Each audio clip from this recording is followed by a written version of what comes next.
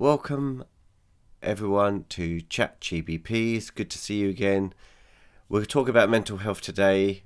Obviously, it's focused around men's health and it's open to everyone. The conversation is very much fluid. It's introducing Dr Anand Ramakrishnan. He's a consultant psychiatrist for the NHS. Conversations today are around stress, anxiety, depression, and other types of mental illness. We don't deep dive into mental illness. It's more about how to look after and be mentally healthier. That's the idea. There are a few tips in there, and I wanted to say that we do talk about suicide as well. So there's your trigger warning. Hope you enjoy the conversation. All the chapter points are below, so if you do want to skip past anything or skip to anything, more than welcome to do so. Okay, see you on the other side. Hi everyone, welcome to ChatGBP. Today we're going to talk about mental health, and we have a really good expert here in that field, Dr. Anand Ramakrishnan. Dr. Anand, please introduce yourself to the viewers. Thank you for having me. Hello everyone. I am a consultant psychiatrist working in NHS, and I've been a consultant for more than 40 years. I started in India, then came over here. I had to undergo the training in this country, which I did, and then passed all the exams and everything, and joined back as a consultant in here, and then just carrying on. Lovely. Yeah. That's fantastic. So you studied medicine in India, right? Yes. How was that compared to here? How was the culture from, especially when we talk about mental health, right? What was it like in India when you were studying and when you were thinking about specializing in mental health? Actually, to be frank, the studying in this country and there, those days were almost similar. I wouldn't say same, but similar, because we don't have this kind of currently, there are a lot of, you get rest and you have separate rota and all kind of things now for the current students and trainees here. Yeah. Whereas we never had any of those things. We just work. You just carried on. That's all. Every day, every night. So we just go and sleep for some time and come back in the early morning and then go and do the on calls almost every other day, sort of. But with regard to mental health, there are quite a lot of difference, because this is the cultural difference between the Eastern and the Western world is quite, I can't say predominant, but it is quite visible that way. Because I tell you one example or a small story, I think probably to do it that way. Absolutely. When I was working in India, one of my patients, his daughter was getting married, so he came and invited me. Doctor, you should come for, doctor, my daughter is getting married, and you should bless her, and she is so good and everything. And I said, of course, no problem. I will try my level best to come and attend. No, you don't have to come. I know that you are very, very busy, doctor. You don't have to come, but bless her, please. What, from a distance? That's it. Yeah. Because of the mental health. Because nobody wants to say that my psychiatrist is here. But if they are happy to say that my surgeon has come or my cardiologist is here, but they don't want a still that stigma. The stigma, yes, is huge. That was there, and that was. It is not as. I didn't make it up because it was real. Yeah. And that used to be there. Now things are better, obviously, over the years. I'm talking about 40, 50 years ago. So things are different now. For sure. It's better now. And even here, nowadays, the stigma is there. That is why we will probably later on, when we discuss certain illnesses itself, we can bring it up so that what is happening. Yeah, This is there. absolutely, Yeah, sure. absolutely. So during your time Yeah. in this, obviously you've seen Yeah. many changes and Yeah. how cultures and countries have accepted mental health as something that needs to be taken seriously, right? It's not Yeah. just like, oh no, he's mad or she's mad, or just, put them to one side. It's being, thankfully, it's been treated with care and attention. I know the NHS is stretched. We're not going to go into that today, but we know that at least because it's at the forefront now, people can actually talk about it a bit more openly. Would you agree? True, very, very true. I mean, luckily, I had opportunity to work in 3 different continents because I worked in India, Yeah. I worked for a short time in America, Amazing. and then this country. So, what I have noticed that basically human beings are almost the same, not much of a difference. How they express, how they talk about it, how they talk in groups are different. But otherwise, basically, one-to-one basis, people are not much different. I agree. Yeah. I agree wholeheartedly. And I know my coaching business, the Grounded Balanced Performance, is geared towards a men's health. But in that respect, men, women, and other genders, they are Yes. mentally in the same boat. Would you Yeah. agree? Yeah. I mean, that's what I'm saying. Basically, obviously, expressions are different. And again, that depends on your cultural and social aspects, and sometimes to a certain extent, environmental aspects also. Example where I work, that's the 5th largest borough in this country. There are 140 languages spoken in that space. Amazing. And only 45% of the population, sorry, not only, 45% of the population are non-white and non-English speaking. Wow. So that means, even in this country, there are quite a lot of difference. How things shape depends upon their experiences, depends upon their financial matters and social setup. So which is, quite can be different. Has an impact, doesn't it? I think when you're looking from an outside perspective and you're looking at a demographic,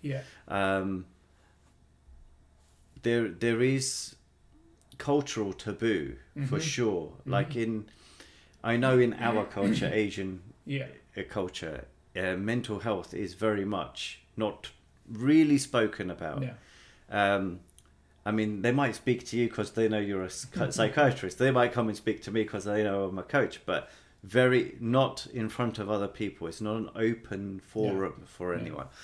Do you think the Western culture speaks more openly about it than the Eastern culture, or do you think there's no difference?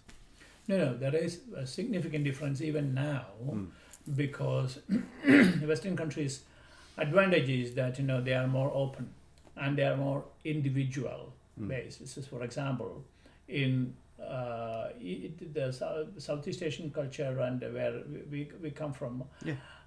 It is more a family or a group or a society based. Here, because people are more individualistic, so they are more stronger and they are able to express their feelings openly, by and large, obviously, than the Eastern culture. Nice, absolutely. I do see it, and I did work for a mental health charity for a while, and I saw that difference. I saw the fact that people were more comfortable, even in groups, talking about their mental health. But what I didn't see was the minority groups coming through. Yeah, that is true. That is very true, because of the especially in the recent years, there are quite a lot of celebrities have come out, Yeah. isn't it, in supporting mental health because they are openly telling their own issues. So, Whereas this is happening in the Southeast Asian countries also. But how many people come out openly? no, So- 1.2 billion people, and hardly anyone comes out about No, mental health, right? No, even the celebrities, they don't want No. to show themselves because they think that if they show, they are openly saying that I have got a mental health problem, I got depression, or I got some other issues. They would be looked down upon by the other people, or they would lose their popularity. So that people are afraid. Yeah, that's it. I feel like the way, I mean, this is leading to nurture versus nature, isn't it? Yes, That's it where is. it's going. It is. And I do feel in an Asian, in an Indian culture, let's say that, especially the way I was brought up, Yeah. you know, boys don't cry, No. boys need to man up, Yeah. boys don't be a girl.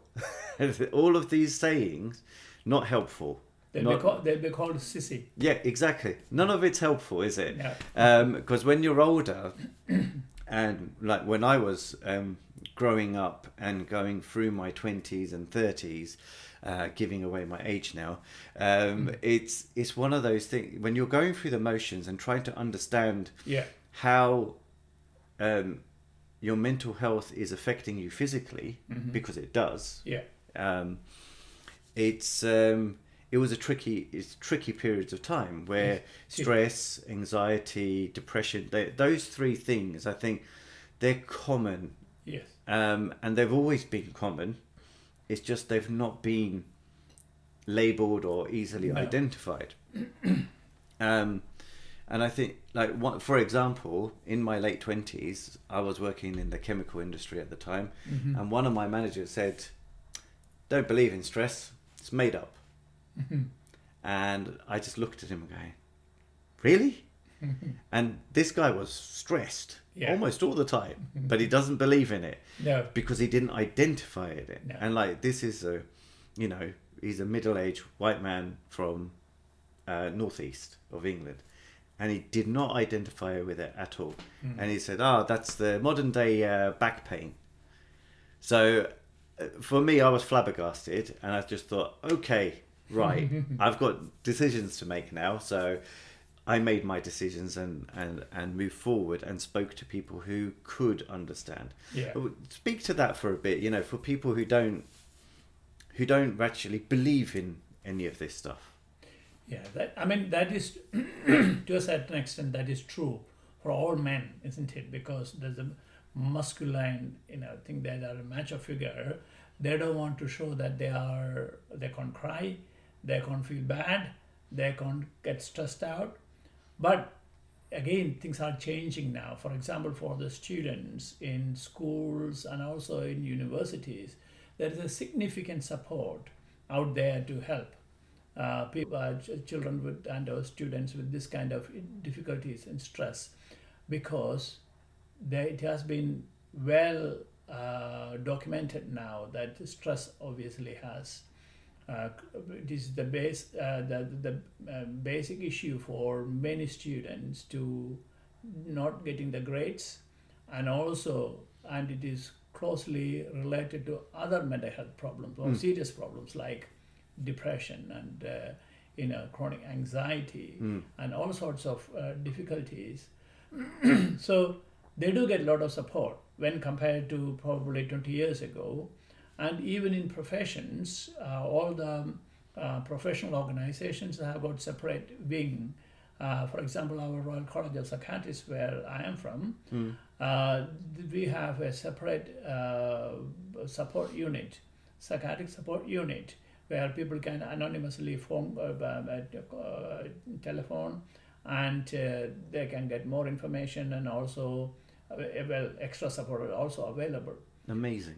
So what I mean to say, everywhere now, it is a very good recognition of having stress, and you hear a lot of stories, isn't it? in schools what happens. Unfortunately, in South Asian, especially India and other places, a lot of children commit suicide, which is much less here, but there is a significant amount because they have nowhere to talk to. Yeah. The teachers, you can't ask, like your supervisor, if they go to the teachers, they would immediately say that go and sit and study, don't waste your time. Yeah. So, absolutely. sorry. So that is a issue. So that is a sort of difference between these two the parts of the world, and between men and women. And again, it is more acceptable to show their emotion. So they cry, they get upset, they're not that much worried. Not worried in the sense they are not worried in showing their emotions. Exactly. Whereas men, they keep everything inside, and then unfortunately that ends up different issues later on, like there's more agitation, aggression, depression, and they are probably not the very good behavior in the society because they don't know how to control their emotions. Yeah, because it's all that suppression, right? It's I always use the Coke bottle analogy. Yeah. You keep shaking it, but you don't open that lid. No. So there's nowhere to vent and no way to actually allow us to function the way we're supposed to function, which is, in balance, in harmony, mental, physical, emotional, spiritual. Those four things should be running in balance, in synergy, because then if one pillar decides to fall over, the other three pick it up, don't they? Yeah, true. And that's what happens. It happens. When we're grieving, that is a whole heap of stress, emotion that goes into it. Yeah. But you're more likely there, two pillars are falling over, but your physical and spiritual will pick that up. Yeah. When we talk about men's mental health specifically, and the whole bottling up of emotions, how have you coped through these years with any sort of mental strain? Let's put it that way.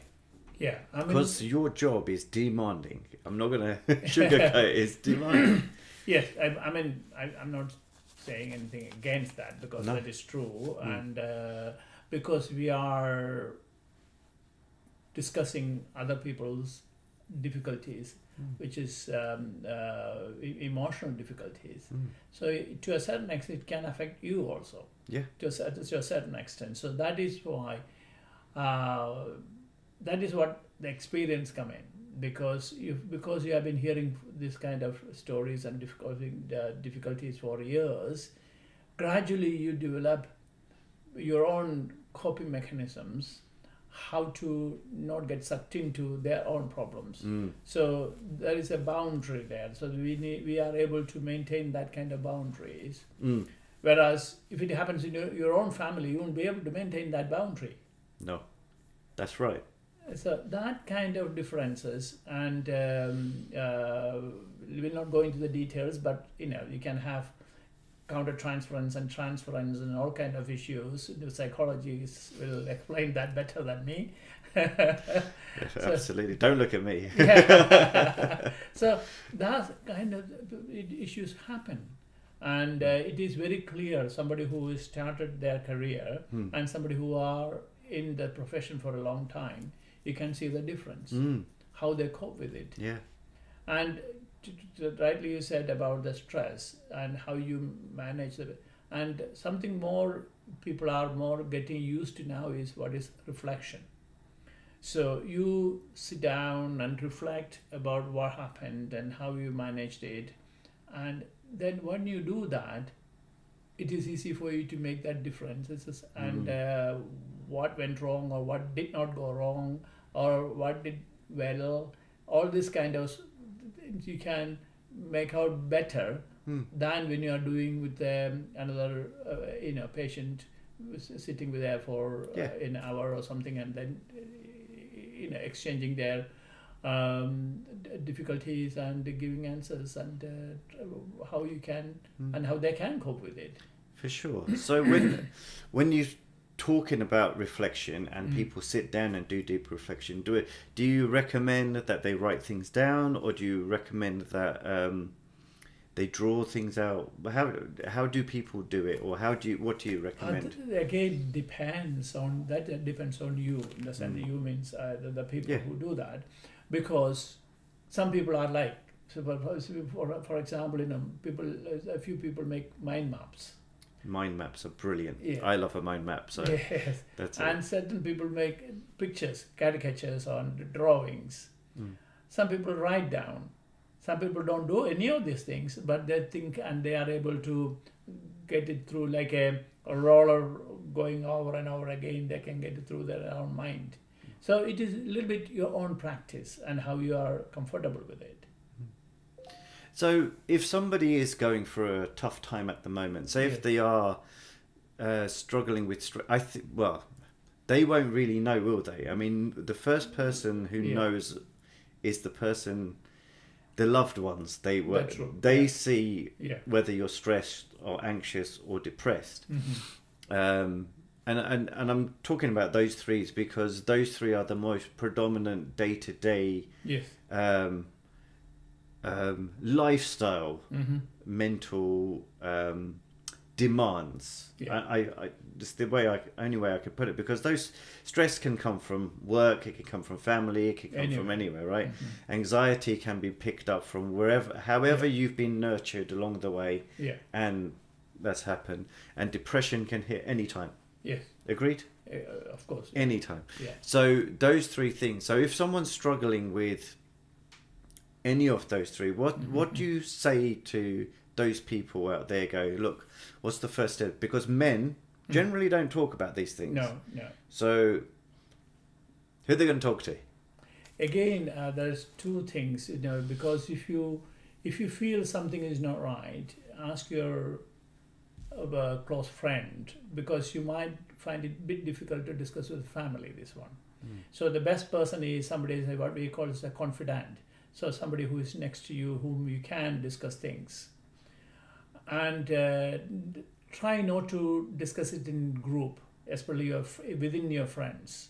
Because unfortunately what happens if there are half a dozen friends and you are telling them this one, 6 people have got 10 different opinions, which can make you more confused or upset, or probably feel bad about yourself, because they will say that, oh, so-and-so had a problem and they dealt with it and this is that thing. So as belittling their problems, which is not very for you to get help from those kind of people.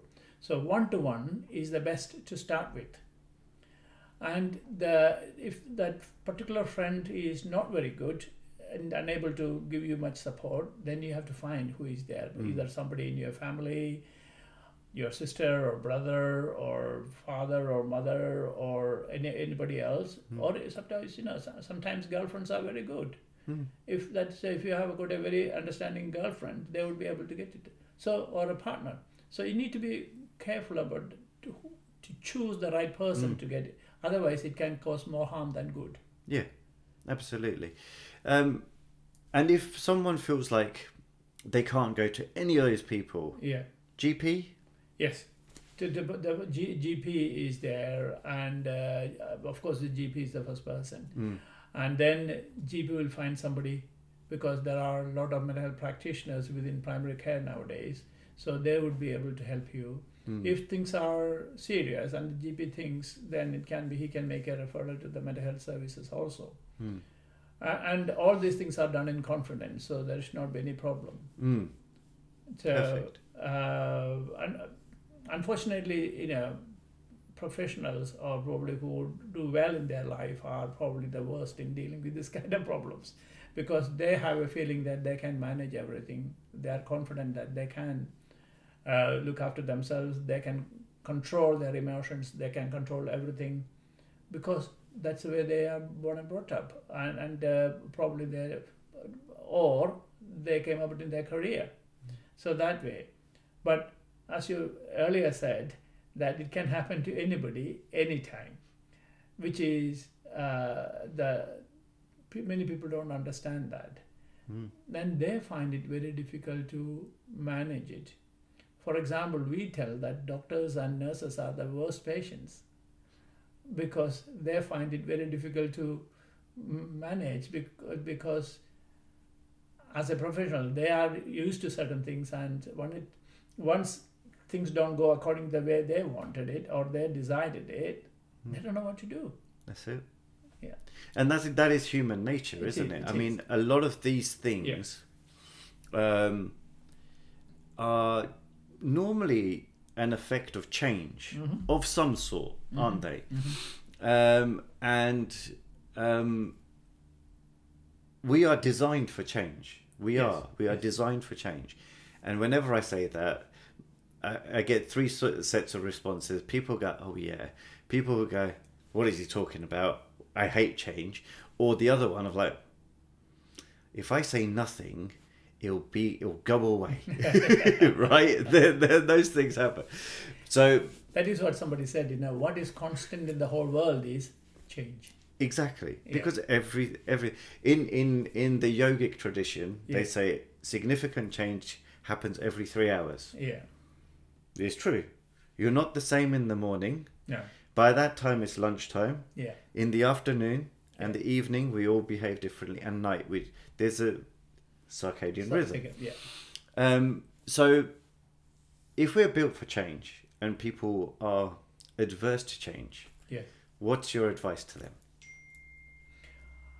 They have to, first of all, if they think that they can manage it because the change they don't like the change and they want to change against the change, then they can make their life very miserable. Because I'm not saying that you should go with the flow, and I'm not saying that you should swim against the flow also. You can swim against the flow if you are capable of doing it. Like if you swim in the water in a river, when there is a flow, you have to have that kind of ability and strength to go across the flow of the water, isn't it? In a river, whereas swimming in a swimming pool is easier than in the river. So similarly, you have to know your strengths and weaknesses, and also try not to jump onto anything. I would suggest that take things slowly, sit down and think about how it is going to affect you, how it is going to affect the people around you, whether it is family or friends or whoever, and how you can, if you don't want this change and you want to have a change of job or change of something else, how are you manage that change? Because if you are moving house, if you are moving relationships, if you are moving anything, that is a stressful thing for some time. It is. One of the most stressful things you can do is buy a house. That's right. And people do it all the time. Yeah. And they tell you how stressed they are. Yeah, it is. So that way, it is difficult. So best thing is to, obviously we don't have answers to everything because we don't know. So try to get some help. Get help from your friend or your managers or somebody who knows about more, and have a chat with them. And the worst you can do is if people talk about in a group or in a discussion or a meeting, standing up and shouting because there is a change, which is the worst, because you are shooting yourself in the foot and you will never get through that, and unfortunately you'll become more stressed and more upset. That's it. That is exactly it. That's the difference between reacting and responding. That's right. Yes. I normally say the difference between reacting and responding is about 10 seconds. Agree? Yeah. Because if you're reacting, you've not really seen the full scenario. Yeah. If you step back and give yourself that time, that space to breathe, you can see a bit more unfolding, and then you can respond accordingly. Yeah. And I think that's how we should be with change. But we're all human. Absolutely, that's right. So if you think that when it happens, look, I can't take it anymore, I think it is absolutely useless, Mm. there's nothing prevents you from, you excuse yourself and get out from there. Go somewhere else, think, and understand the whole why the change is happening, Mm. and try to understand more about it. Ask people, read if you need to, and then I'm sure you will be better knowledgeable and better accepting the change. And if something different can be done, well, you have an opportunity to talk about it. Yeah. Not shouting about it, but discuss. Yeah, absolutely, absolutely. So, from that, what do you have any tips for people who are struggling with stress at the moment? We'll go through one by one. If you have any tips for stress, tips for anxiety, tips for depression, anything? No, tips of stress, as I said earlier, discuss, talk to people. That is the most important bit, the stress, because the way people deal with the stress is, for example, stress, if you deal with stress and I deal with stress and somebody else's are different. So we need to know which is good for you and what causes stress. For example, if you are a student for the exam, little bit of stress is useful for you. If you have no stress, possibly you may not do well. So a little bit of stress prepares you for the exam, and because you have to do things in the right, such a short time you have to do things. Or for example, if you have in a relationship, or you're going to get married, or you want to you have to move jobs, or you want to travel for a backpacking or whatever, you need to write it down. Then what I tell people is that to cut into small pieces.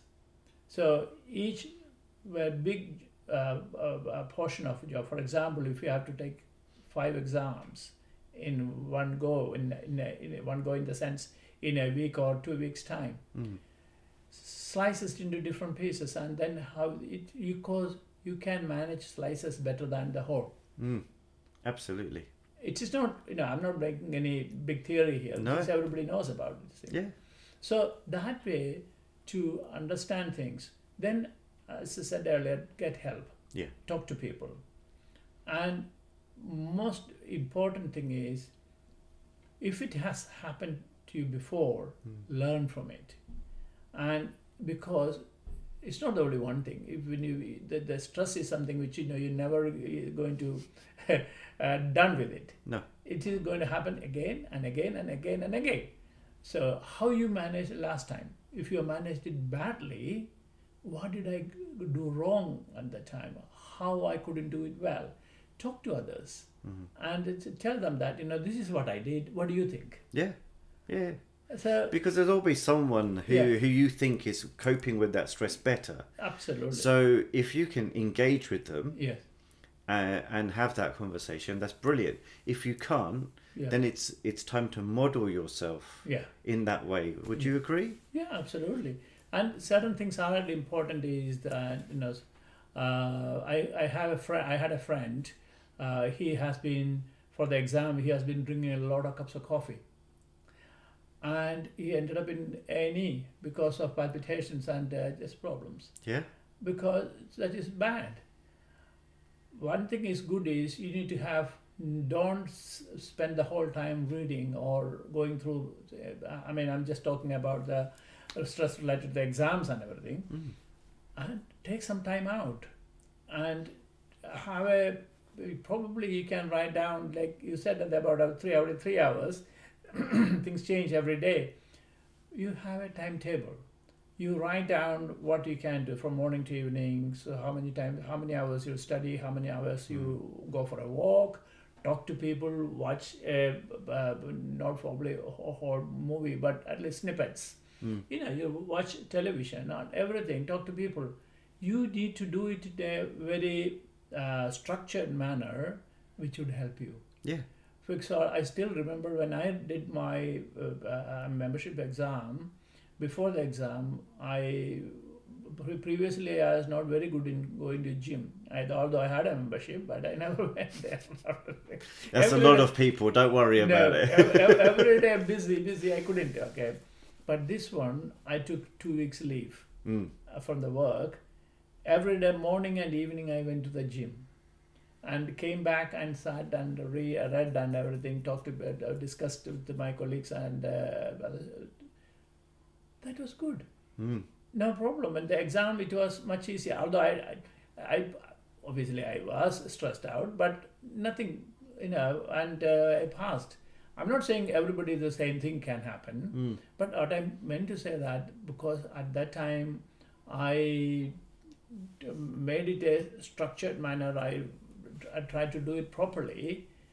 I succeeded. If I did continue my previous way of dealing with it, I would not have. So you learned. I learned. You learned. Yeah. And that's good. That's an amazing example as well, because you're what you do. You understand what cortisol does. Yes. Right. Yeah. Explain what that is to people. There's this stress. Actually, what happens is that the body, there is a hormone, what is a cortisol. Again, that cortisol response or cortisol secretion depends upon the circadian rhythm. And certain times of the day it is good, and certain times of the day it doesn't happen. And again, when you are stressed out, your adrenaline, of course, when you see that suddenly if I go and suddenly this is a very habit, especially children, where they make somebody frightened, isn't it? Boo, like that, or that's it. Then people get frightened, and then what happens when you're frightened? And then you feel the whole body becomes quite warm. You become warm, and probably your hands and legs probably shiver a little bit, shake, because that is the adrenal reaction which comes to you. So a little bit stress it happens, but if it's severe stress, what happens? For example, if there is a cat, some children, or some people are very, cruel to cats, or even let's not a human being. There is two animals. The one animal, come and frighten the other one. It goes into a corner, and the corner just then all they try to attack the intruder and attack the other animal. Then they find that it is not going to happen because that is a big one. For example, leopard and deer.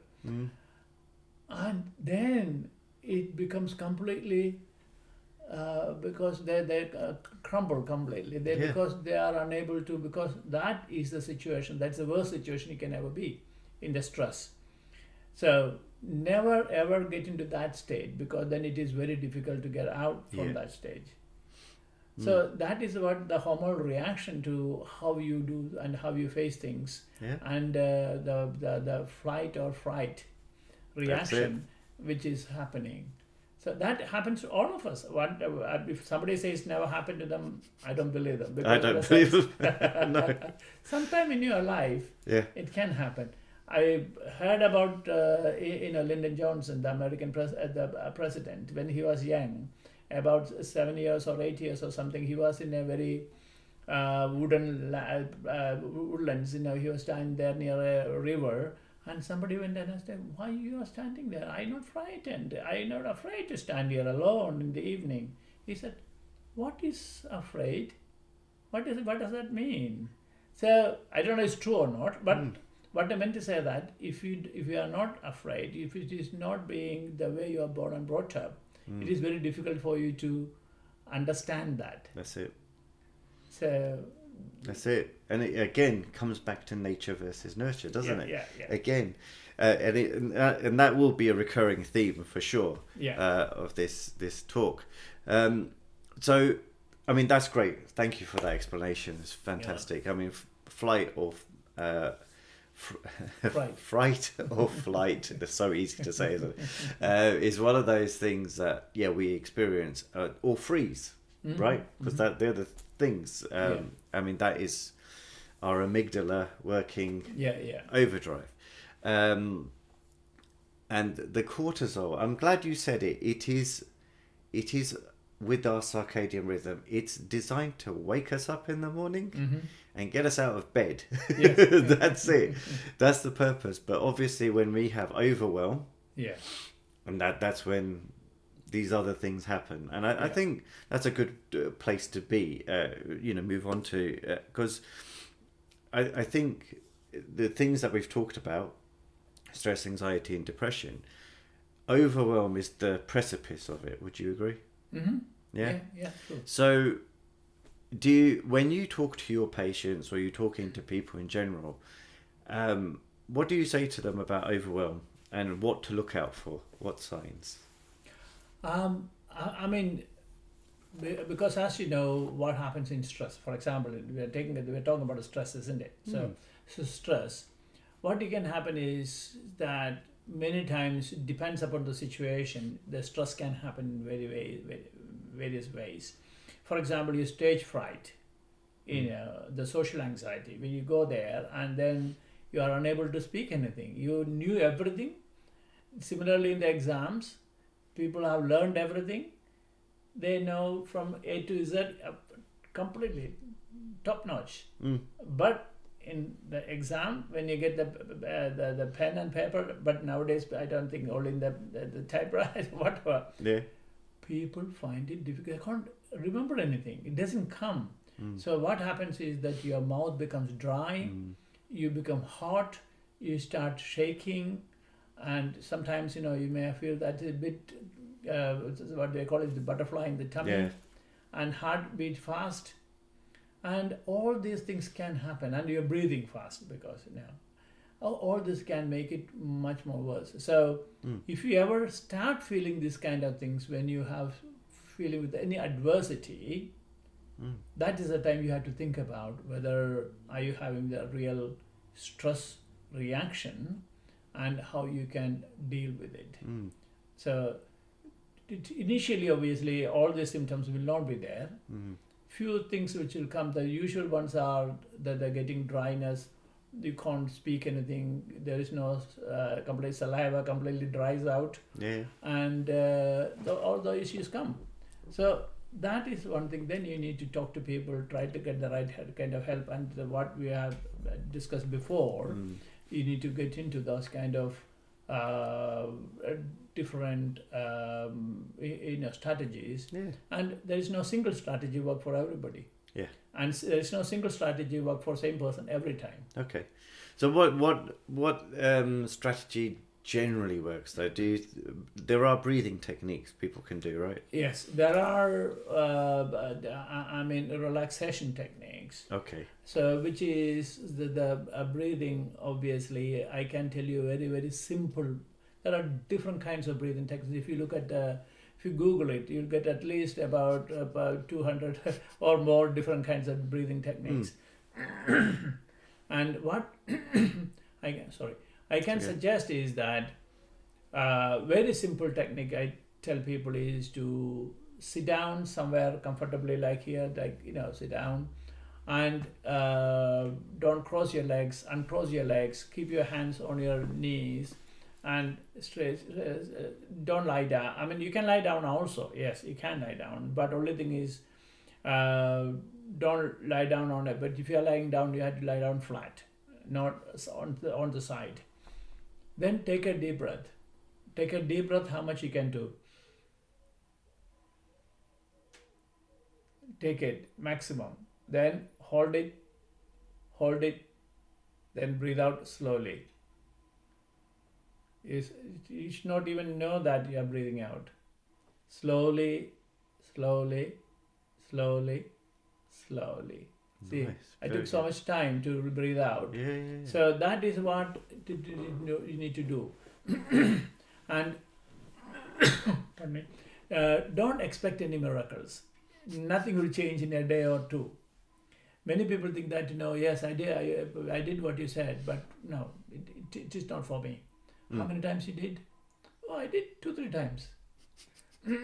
But that is not you have to do it at least 3 times. a day for about 15-20 minutes. And you do it for a couple of weeks, then you slowly see the difference. What you see is when you do that, initially your body relaxes. You can just keep on doing it. You can see that the hands go limp, your legs go limp, the whole muscles go limp, and then you can see that your breathing, your heartbeat, and your emotions also, the stress gradually comes down. Nice. So if you can do that, this is a very simple exercise anybody can do, whether you are 90 years old or you are 19 years old. So it's for anyone. Anyone. This is good. This is very good. I like that. That's very good. Very helpful. Like you say, you Google breathing techniques. Yeah. I think that is enough to cause overwhelm when you get 200. Which one am I going to do? And you're out. You're done. So I think one thing I was taught a long time ago was breathing from your stomach. Yeah. Making sure your stomach is loose. Yes. And just allow, because low and slow is better than high and fast. Yeah. And like you say, when we're in high pressure situations, the breathing goes from here to here. Yeah. Very quickly, and sometimes it feels like it's here. Yeah. Hence the saying, "In it up to my neck." Yeah. So we all have these sayings, but we don't really sit down and think about it that much. Okay, so I think if we talk a little bit about anxiety as well, so I think the same things are applicable, aren't they? You talk to somebody and are confident and are able to articulate what's going on, because there has to be some sort of source to that anxiety. Yes. Would you agree? Yes. So usually precipitated by something. The anxiety can be precipitated. For example, there's generalized anxiety which can happen anytime, anything, and whatever going on in the house, or there's a little bit of sound, then you get the starting reflex, all sorts of things which can happen. And the social reflexes are there where, social stresses are, social anxiety is there where you go into the podium to speak and then nothing happens. Or you go in a public place and for doing something and you are unable to do which you have been doing or you have done many times. So those kind of anxieties are there. And then one-to-one basis, for example, in the situations like examinations or for example, if you want to talk to your girlfriend, sometimes people, or boyfriend, either both ways, people find it very difficult. They don't want, they want to say something, they are completely prepared, you go there, what happens? Nothing comes out, or comes out something which is probably, you should not have said that. Yeah. So those kind of things do happen, isn't it? Yeah. So those are the sort of, which is again anxiety related. And obviously anxiety is, and even in your, in your school or in your class, when you're discussing with others or discussing with the teacher or discussing with your professor or whoever, all these things can happen. And again, performance, which is for those people who are in the, whether you dance or you sing or you do anything else, the same issues can happen. Yeah, of course. Of course they do. And I think anxieties, I always called them supercharged worries, because stress happens in the present, doesn't it? It happens, you feel that, and it happens right now. Anxiety is something that's happening in the future, or you perceive it happening in the future, but you're experiencing all the madness right now, all the anxious, the worry, everything that goes with it. And then you're bringing it from the future into your present, and then all the stress responses come out. Have you got any tips for people with who suffer with or struggling with anxiety? Any? Again, two things which probably we didn't discuss is the panics. before going to that, because Sure. anxiety, when you talk about anxiety, panic is a very serious situation, because it is not something easy, something small, something silly, but it can be quite difficult, because panic is something which is suddenly you think that you're going to die. That's a sort of feeling that's serious. People think that the what they call it a sort of foreboding thoughts, that is something impending danger, as if you are going to die, you're going to jump down, somebody is going to push you down, out for the train or the plane. And sometimes the agoraphobia, where going out, and also the claustrophobia, all these kind of phobias can do something with it. So that is quite serious. Yeah. That needs treatment, either with medications or with talking therapy, because you have to do that, because that will not go away just like that. No. So you have to be serious about it. And other second point, which probably we didn't discuss, is again sleep, which is common, which is goes with this anxiety and stress, and all these things can affect the sleep, which is one of the common problems all of us face. Yeah. One time or other in our life, we do face that. Agreed. So that way, how the sleep, how are you going to get the right kind of sleep?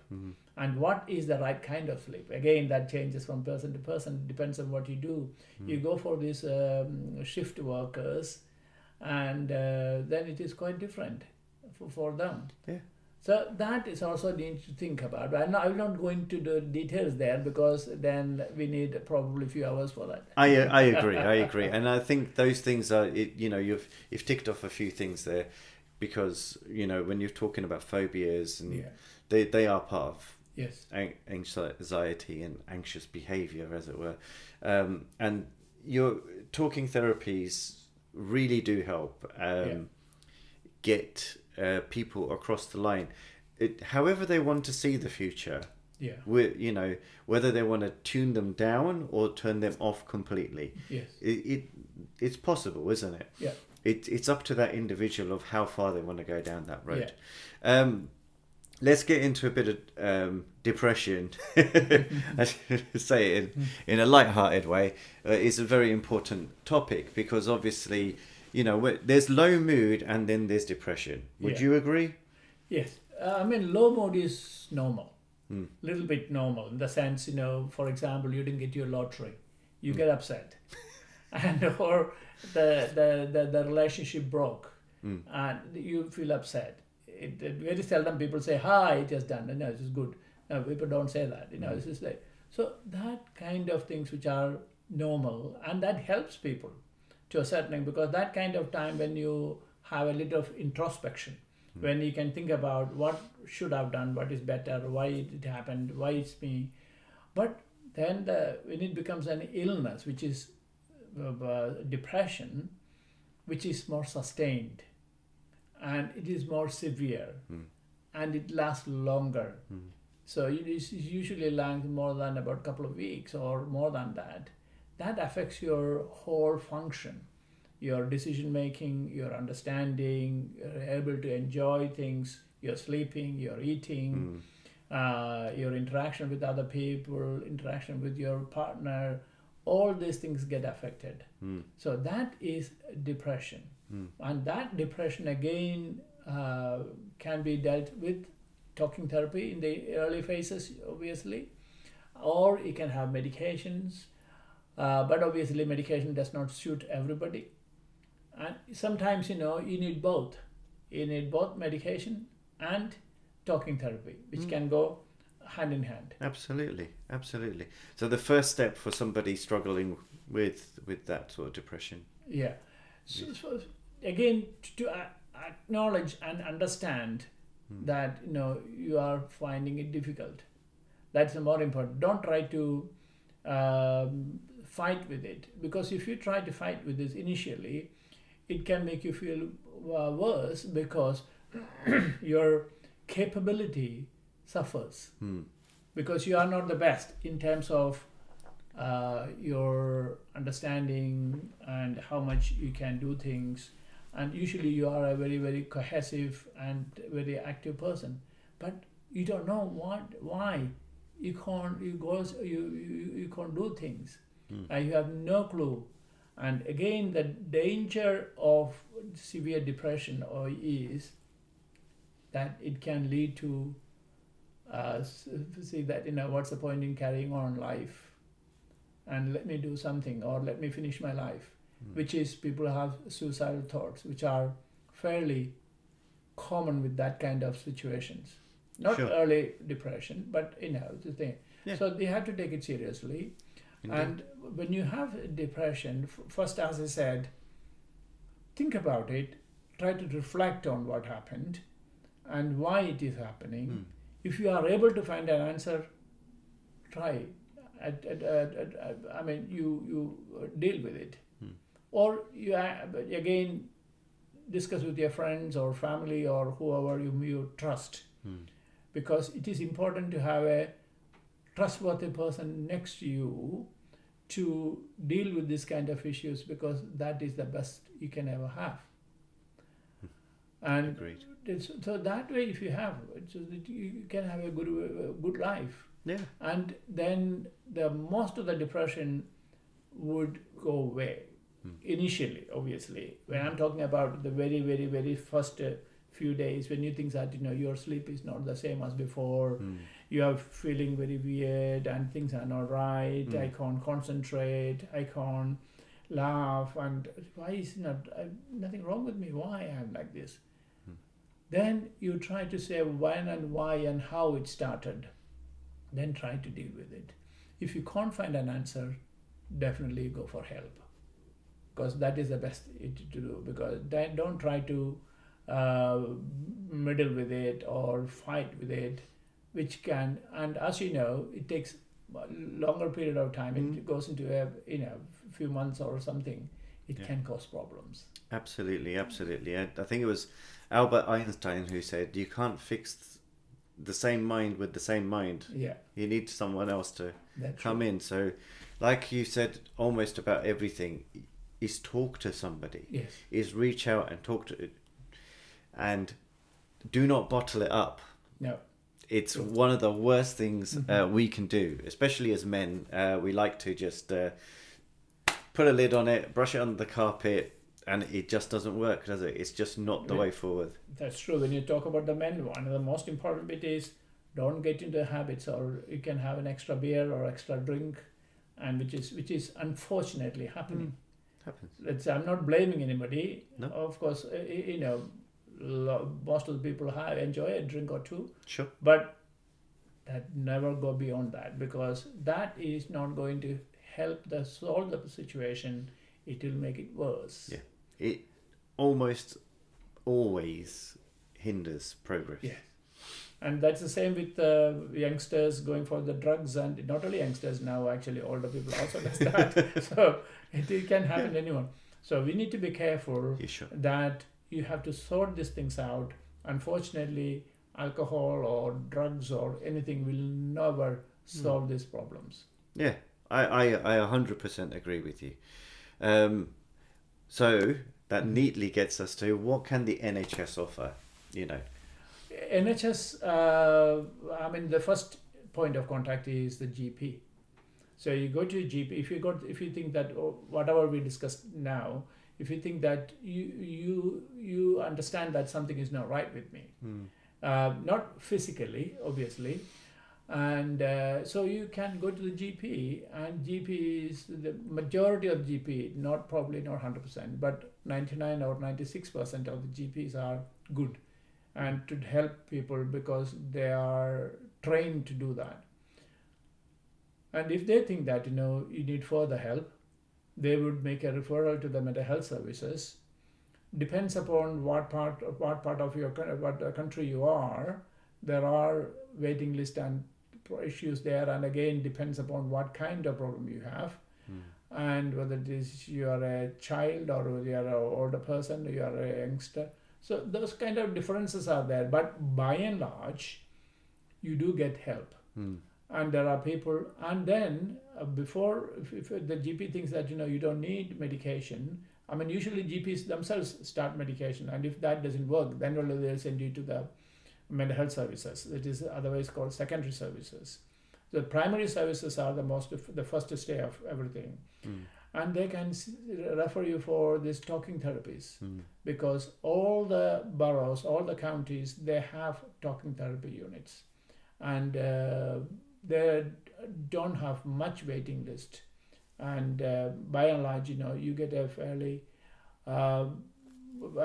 fast response, and that they should be able to, but don't feel bad or don't feel wrong in approaching them.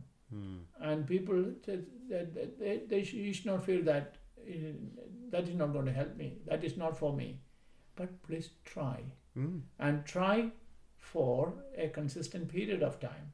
Don't do that, I try for a week and then it's not working for me, pardon me. It will not, because psychological therapies take more time. Medication also, mental health medications will not work immediately, because what it is that if you take the medication, what happens? If you take the tablet, it goes into your stomach and gets absorbed into your system, and then gets into the body and gets into the brain, and then it has to get into the brain and then interact with the chemicals within the brain or the neurotransmitters and receptors, and then that should make the changes, which is quite different from you take a tablet for paracetamol and then your temperature goes down, or a headache goes down. No. Yeah, absolutely. So I usually tell people that it takes about 2 to 4 weeks. So if you think that you take a medication and you don't feel better, that is not going to help. So that is why please seek help as early as possible rather than later. That's brilliant. Thank you for that. That is amazing. So I'm glad we do have the NHS. Of course, it's fantastic, and you guys work incredibly hard. I've seen it. I've got plenty of doctor and nurse friends. I hear about it. It is a demanding role, especially now, and still there's help out there, which is fantastic. Let's talk a little bit about how the body contributes to the mental health. So, and more specifically, diet, nutrition, right? Because neurotransmitters are formed where? Okay, so there are two things when you talk about the physical health. One is about nutrition, as you rightly said, and second one is exercise, because there is plenty of evidence. The research has shown that for all mental health issues, you need to have good physical health. So that means if you have good physical health, better mental health. Both are quite they go together and quite intermingled. So those days are gone where people think that I can sit down and then if I'm good, I should be all right. I can read or I can understand and then I should be okay, or take some tablets, I should be okay. No, you have to take the tablets, yes, if you have that kind of illnesses, but you should take exercise. Exercise, I don't mean you have to go to gym every day. If you can, fine, but at least exercise like walking or any other exercises you can do in your own home or outside or with other people. If it is mental health issues, I would suggest please go with other people, because it is good that you talk to people not about your illness, but you talk about other things and then you walk. It will help you. And in terms of nutrition, nutritional health is very important, because the gut bacteria and mostly there is a lot of evidence to say that a lot of things are starting from stomach now, following your gut, than in the brain, because there is a gut-brain connection there, which has been coming at more and more prominent now. So it is important that you have regular diet, balanced diet if you can, and all this fruits and vegetables and meat, but be careful about the meat, and you have to, because again, the cholesterol and everything, which is hypercholesterolemia or high cholesterol situation can happen, and if you eat a lot of meat, and you have to be careful about eating. First of all, don't eat too much. Obviously, everybody knows that, and space it out, and also again try to do it in a structured manner, because you have as at the morning, noon, and evening. If you take it, if you have good breakfast, and all these different kinds of fancy diet, there is no consistent evidence to say that is going to help you, but that is causing you either you have to pay for it, or you have to do other things, very strict dieting. But without anything, you can just manage your diet, everyday diet, and you can have a very, very balanced diet, and your body will respond very much better to that. So then you will feel energetic, you will be happy, you will be able to understand and consider and to take it in clearly, rather than getting muddled and getting sort of people say that like a brain fog and those kind of things. You don't have to. So try to do it regularly, and again, your regularity is different from the neighbor. So don't just think that is about the same, but make sure that you eat correctly, and keep an eye on your weight. Especially depends upon what age you are. In a younger age, obviously you are growing. You need to eat more. If you're older, you have to be a bit more careful, and you look at, and again, depends whether you are any blood pressure. When you're older, you have got problem with the blood pressure or diabetes and all sorts of other issues also. So if you have a I don't know whether you wanted me to set up about this, or because I didn't want to go into details, and I didn't want to go anything. No, you don't have to. We don't have to dig into that today. We can do that another session where we can specialize. That's no problem. But I'm glad you touched on all of those things, because it is about what we eat and how we exercise. I think a personal trainer of mine said you can't out exercise a bad diet. No. And somebody who I knew quite well in the mental health arena said, you can't. Your brain needs good food to function. It's like giving a diesel engine petrol and vice versa. If it doesn't have the right food, it ain't going to perform. So, and that wasn't just for a day to day, but if you're studying for exams and you've got you're using your brain a lot, then there are certain foods that you can eat. That's right. And they'll get higher brain function. And if you're working in a very strategic, tactical way, you can do certain things to, it's stuff like that. And we don't have time today to go into all of that, but I'm glad you touched on all of those things. Okay. We're going to start landing the plane, as it were. So talk to me about your your health, your holistic health, the way you look after yourself. And we touched on it before, grounded, balanced performance is about the 4 pillars. So, how do you look after your mental health? I mean, just as... I don't say that should be for everyone, I don't mean that way. No, this is just you. Just me. Yeah. This is just you. I have a regular diet, and I don't eat more. That does not mean that if there is something nice, I'll take it once in a while, because at the end of the day, if you know what you're doing, it is okay. It is not going to affect you badly. So you have a regular diet. And regular, of course, one thing I'm not as good as is exercise. I should do that more. I don't want to lie. So that's your physical health bit. Yes, I don't want to lie to our audience, But otherwise, if that is regular, because it is a winter, this is a cold and the weather. But definitely I will be doing that regularly, because that is true. And even at work, we are 2-3 people. We regularly, if it is not raining, at lunchtime we go for a walk. Nice. 15 minutes. It's not that much. We don't have that much time. So No, 15 no. minutes, and there is a uphill there. We go uphill and come back downhill two rounds. That is enough for that time being. But that is enough, isn't it? Yeah. 15 minutes Yeah. of doing, getting a little bit out of breath and increasing your heart rate. Yeah, it's good. So It's good.